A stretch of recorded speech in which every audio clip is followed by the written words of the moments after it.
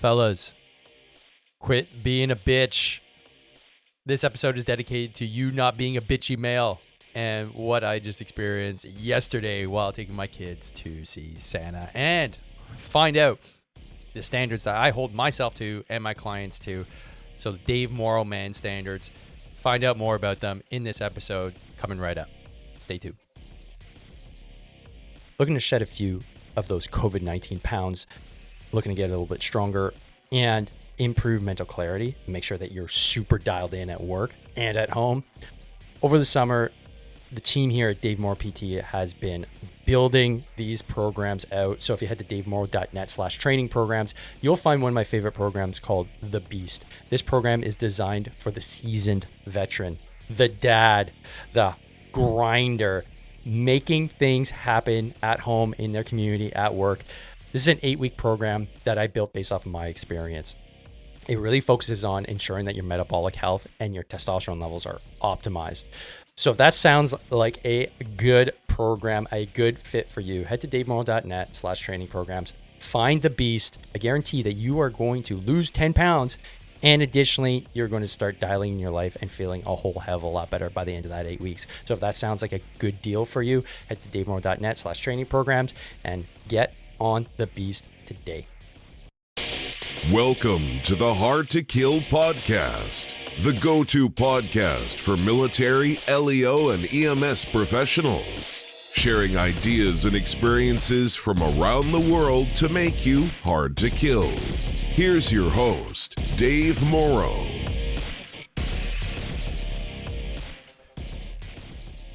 All right. So here's what happened yesterday. So I was at the mall in my neighborhood with the family. It's time to see Santa Claus. So we're chilling in line. I'm drinking a coffee. And yeah, I got a security guard come up to me, say, sir, you have to put your mask on. I go, well, I'm drinking a coffee. That's going to be kind of difficult. He says, well, sir, you can go over to the food court. I said, the food court? It's like 25 feet away. Why would I go over to the food court? My kids are here. I have to stay in line. I told him, I'm like, look, I'm going to finish my coffee and yeah, I'll put on my mask. No worries. In the meantime, my daughter, so if you have little kids, she's young, right? She's a toddler. So as soon as your eyes are off her, what happens? Boom, she takes off. And my son's like, hey, where's my sister? And I go, oh, crap. You know that feeling if you have kids, when you lose sight of your kids for a split second? It's that instinctual panic that just floods your system. Like, must find children, protect. She didn't get that far. I mean, she was just trying to follow my wife who went to the store. And what was funny is that, okay, so I recovered my daughter. No serious issue there. She wasn't that far away. But I was fired up, right? And I was like, all right, well, you know, that little 10, 15 second interaction, I lost focus, right? And then my wife's like, oh yeah, you know who told the security guard to come over? I was like, no. She's like, oh, that guy in the line over there. I was like, what? I was like, somebody had the bitchiness to go tell a 20-year-old security guard to come tell me to put my mask back on? I was not happy. Not happy, because for me, that is a bitch-like behavior. If you got a problem, bro, say, hey, can you put your mask back on? And I would have gladly said, yeah, man, I'm just going to finish my coffee. No worries. And instead, I confronted him, right? Because I got no patience for that kind of shit. And I think most Canadians, the unfortunate thing about being Canadian is that we're the nice guys. We're nice people. But you know what happens to nice people? They get walked all over. Nice guys finish last. And I think what we've become as a society is a group of nice guys, meaning don't stand up for anything, don't take responsibility, and avoid confrontation at all costs. That's not what a man does. What a man does is, if there's something bothering you, you say it. You don't have to go be aggressive. You just say, hey, man, do you mind? And I got no problems with that. What I do have a problem with is going to talk to a 20-year-old security guard, tell me to put my mask back on, and then I lose track of my daughter. Now it causes a little issue for me. So that's the point of today's podcast. don't be a bitch. And it's as simple as confronting things if they're bothering you in a non-aggressive, I want to punch you in the nose type way.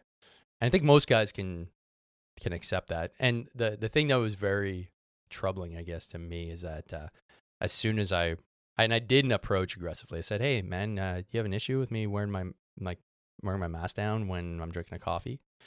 And he wouldn't even look at me in the eyes. Wouldn't even turn his body to face me. So that alone tells me there's something off with this dude. You know, obviously he's a dad. And the funny thing is, and I knew this was going to happen too. So I'm standing in line. I get singled out, right? But there's a mom with her kid literally sitting down, like having a little bite to eat. They both have their masks off. They're eating. What's the difference? There is none. And what's the difference with the other dad that was close? And I'll bring this up because I think it's funny. Clearly, he was Arab. He was speaking Arabic. Had his mask down, was chatting to his kids, but nothing said there, right? Is it because he's scared? Because I'm the only white dude around that, oh, okay, well, white dude to white dude, it's okay to bring this up, but anybody else, you're too scared. Clearly there's a bit of cowardice going on there, and not the same concern applied across the board.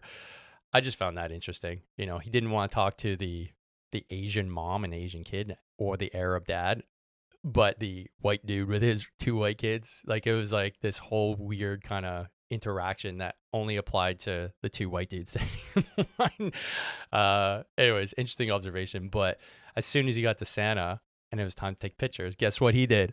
He took his mask off. Oh man, it's just yeah, it's funny to see. It's funny to see. And so there's a component to what I call being bitchy. Now, I don't mean to, degrade men in any way, shape, or form with this post, but what I'm trying to say is, like, there's a lot of times I feel like a bitch too. But what I don't do is impose it on other people. So when I feel like a bitch, it's when I don't feel like getting up in the morning. Like today, felt like a bitch, didn't get up early.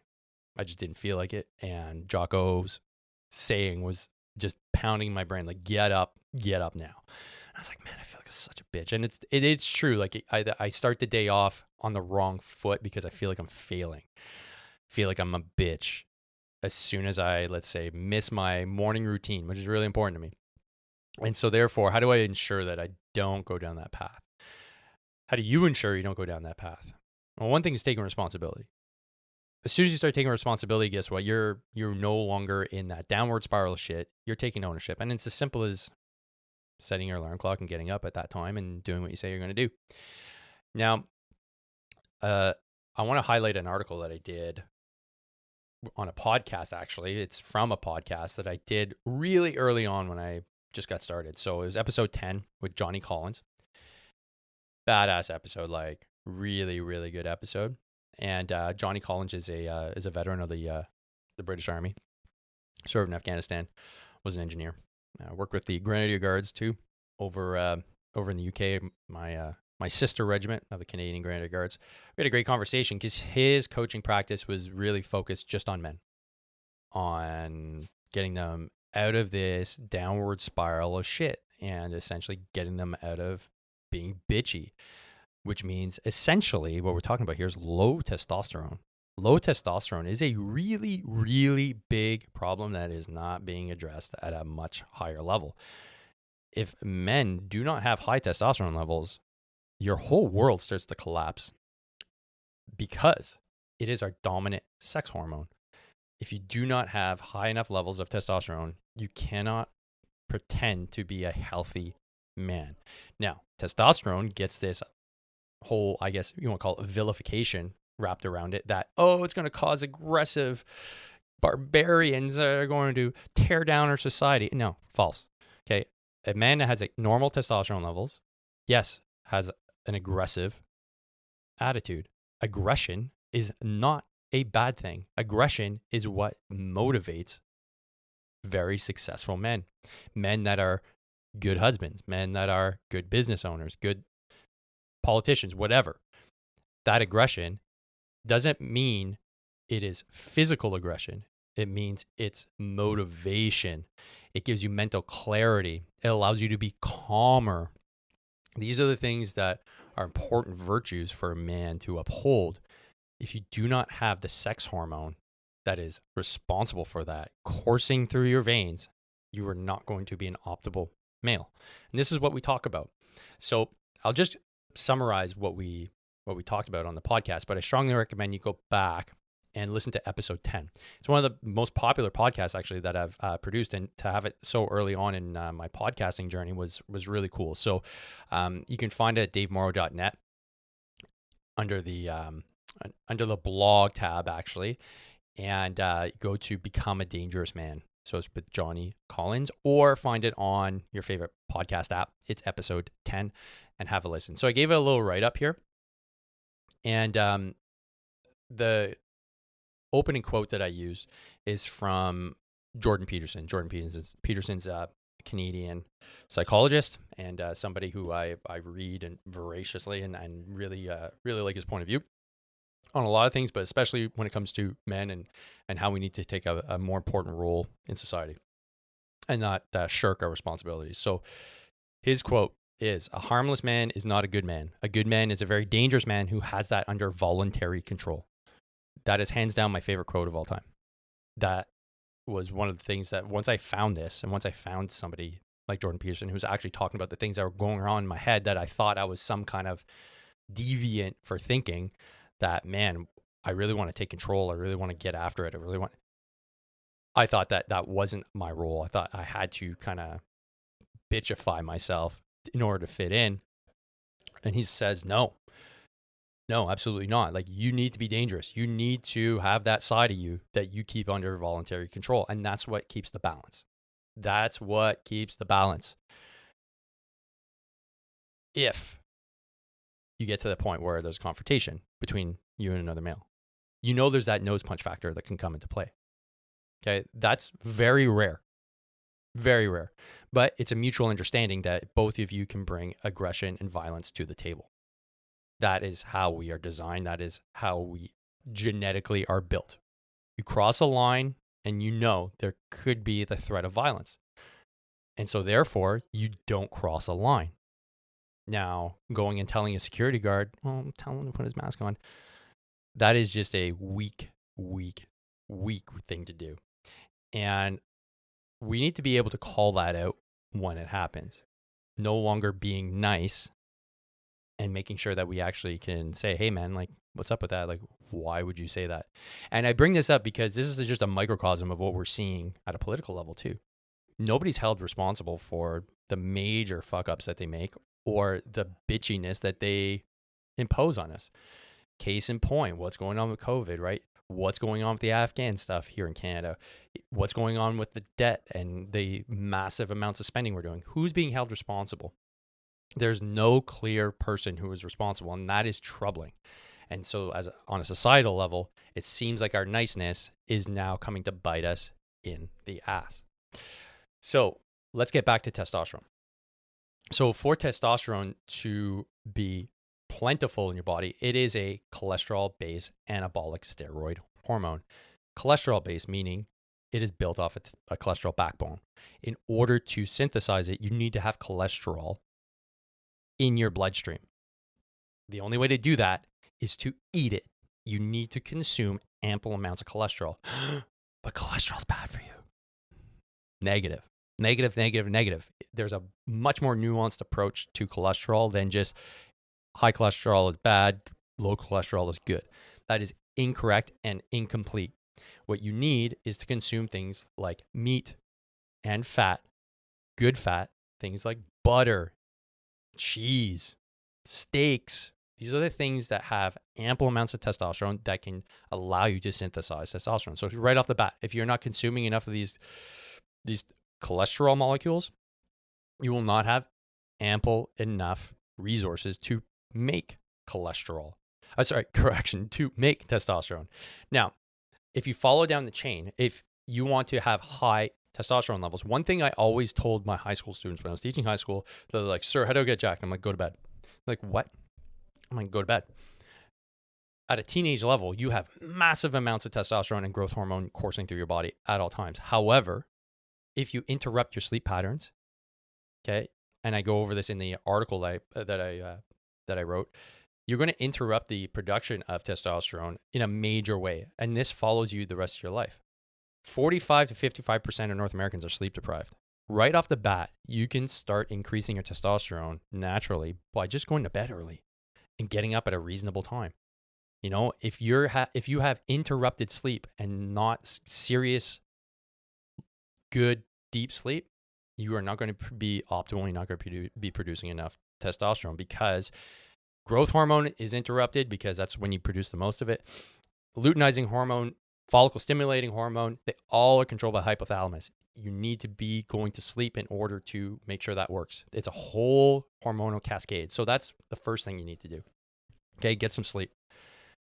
The second thing, I just went over it, make sure you eat enough cholesterol.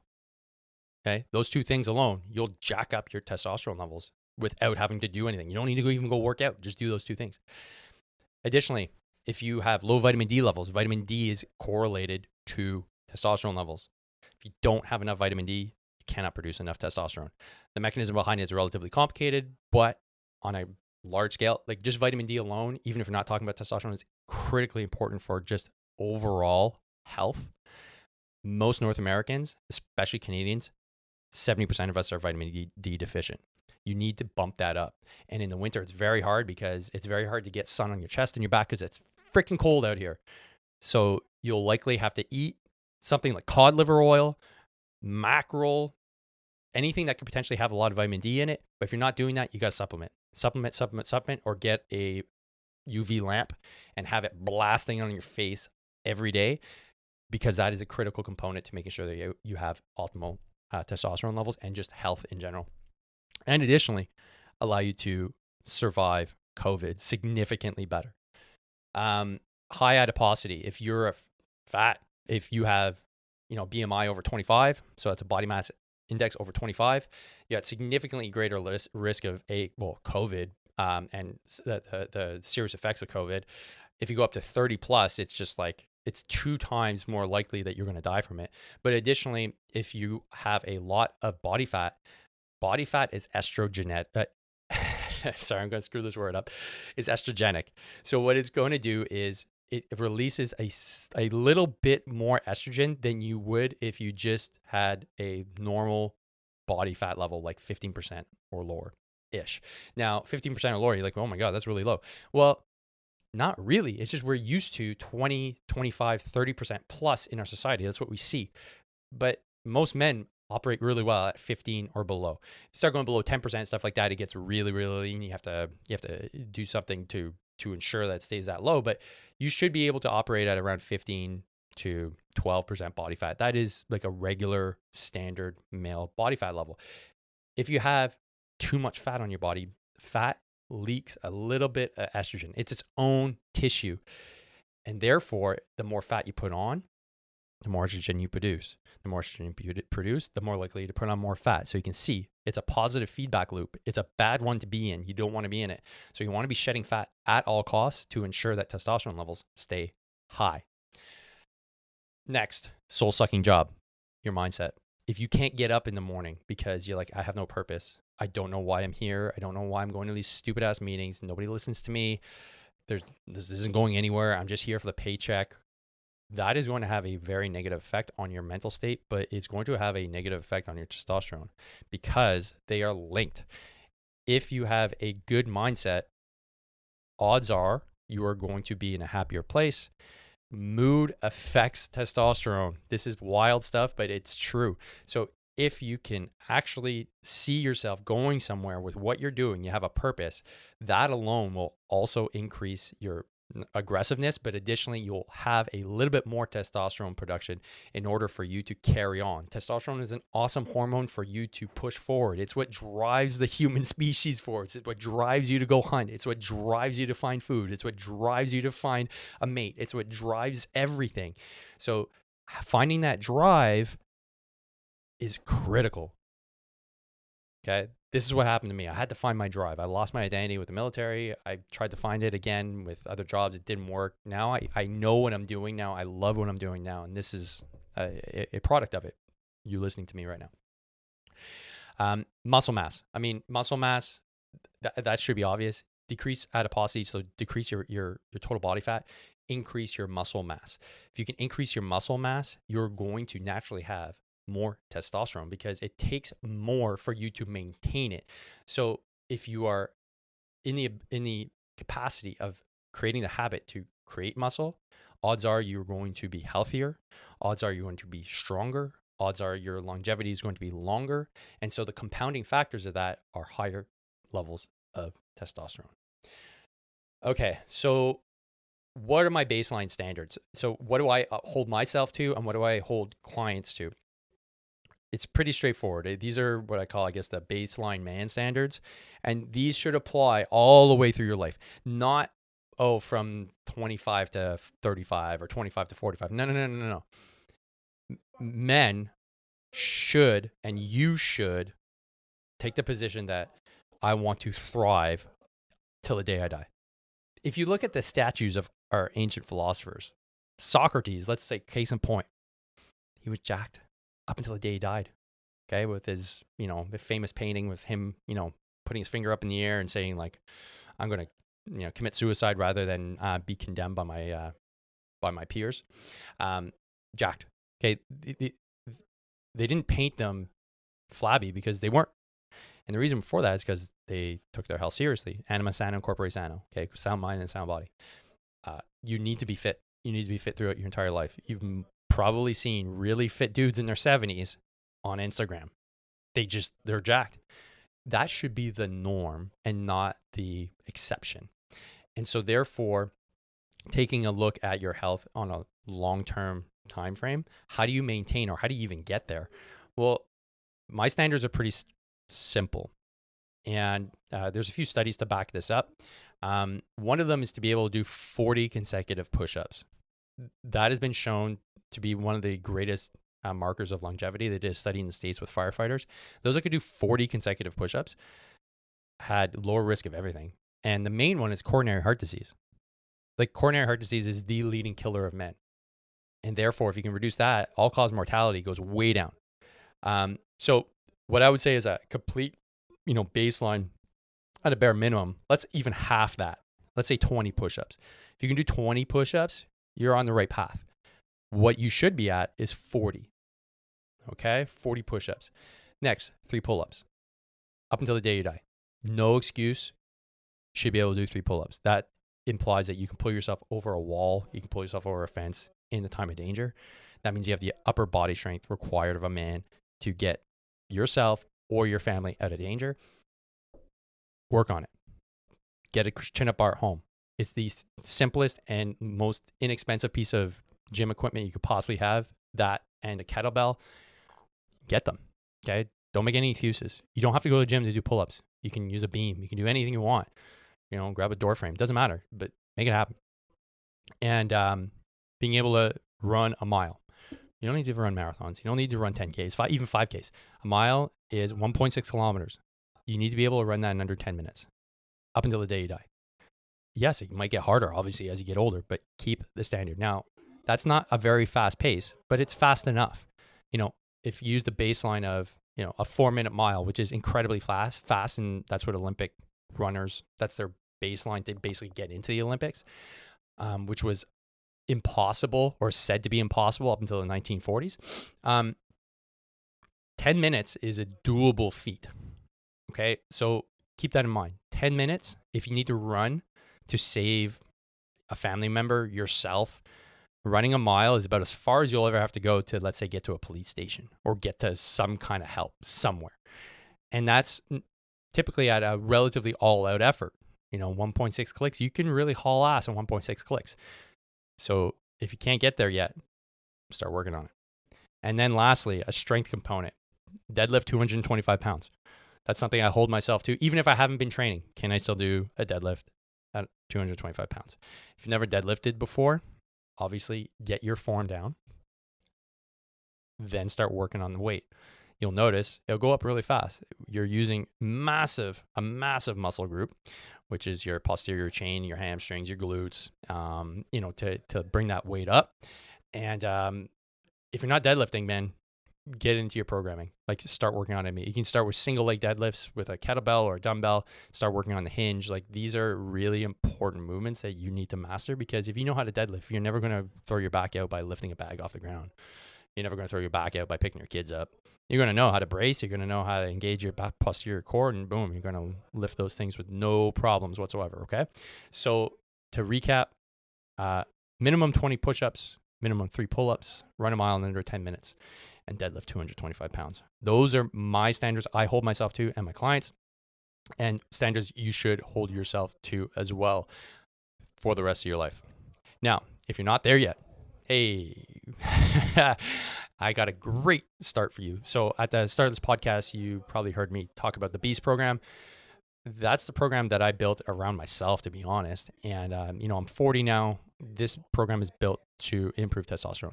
Case in point, it goes over the modules as to, why you need to improve vitamin D levels, why you need to reduce body fat, why. So rather than just say, okay, go in and do some deadlifts, go in and do some push-ups, go in and do some pull-ups, it's explaining to you why you need to do the following things and instill these habits into your regular everyday practice. Once you get them into your regular everyday practice, man, you're golden. The little things that you do consistently is what improves longevity and your health. So keep that in mind. And you can go to davemorrow.net/training programs. So it's training dash programs, to be honest. But if you go to my website at davemorrow.net, you'll see at the top of the page, it says training programs. Click on there and you'll see the Beast. So click on the Beast. It gives you a very good description of the 8-week program, and you can get started immediately. Okay, so this is a coaching program where you're actually going to have a app that can follow you, and I'll be looking at your progress and giving you little tips and comments as we go along.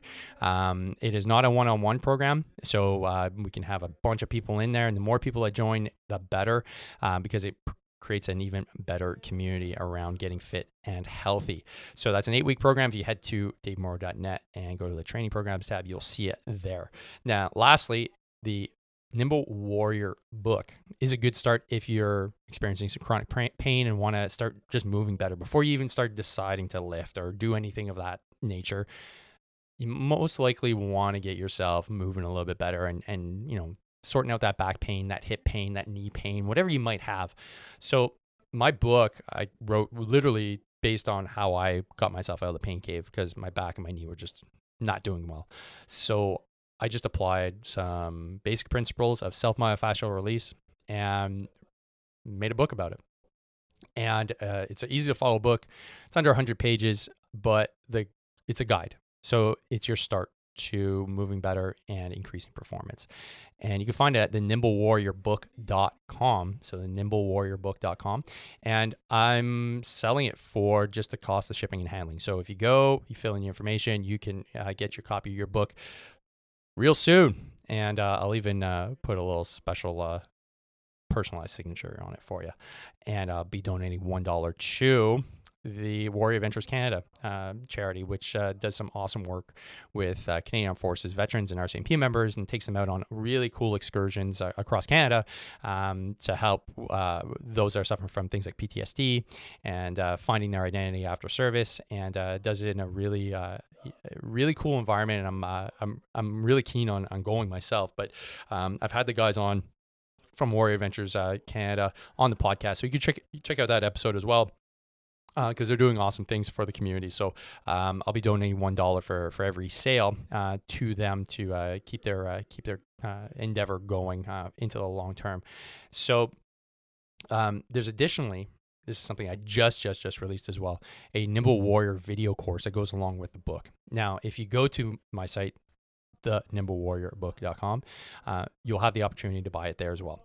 And this is a video course. You'll have access to my members site where you can start looking at the actual videos, or go into the details of every one of these little self-myofascial release videos as to the why and how to perform them, and showing you every little detailed step on how to use the foam roller, lacrosse ball, and why it's important to do them the way they are being demonstrated. And additionally, there's some workouts there as well that aren't in the book. So go check it out, thenimbblewarriorbook.com, or head to my website, davemorrow.net. The book is being sold there as well, and you can still get access to the video course there as well. And time's running out if you want it for a gift too. We're recording this. What's the date today? It's the 13th of December. So get on it and, get yourself the gift of nimbleness this Christmas, or for somebody else, a loved one. It would be a great addition to their library. So that's it from me. Remember, train hard, fight easy. Have a good rest of the week. Peace. Thanks for listening to the podcast. You can find out more about training, nutrition, and mindset at davemorrow.net. Be sure to like us on Facebook and Instagram at davemorrowpt. And don't forget, strong people are hard to kill.